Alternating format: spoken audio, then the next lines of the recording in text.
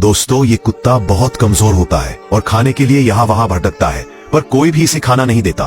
तभी वो थक हार कर एक पेड़ के नीचे उदास होकर बैठ जाता है। वहां से एक भिखारी गुजर रहा होता है। उसकी नजर कुत्ते पर पड़ती है और उसे कुत्ते पर दया आ जाती है, पर उसके पास सिर्फ एक रोटी होती है। पर वो सोचता है मुझसे ज्यादा जरूरत इस कुत्ते को है, और वो रोटी कुत्ते को दे देता है और चले जाता है। कुत्ता मन में सोचता है कि ये आदमी पैसों से तो गरीब था, पर दिल से अमीर था। दोस्तों, इस अच्छे इंसान के लिए एक लाइक और सब्सक्राइब को बनता है।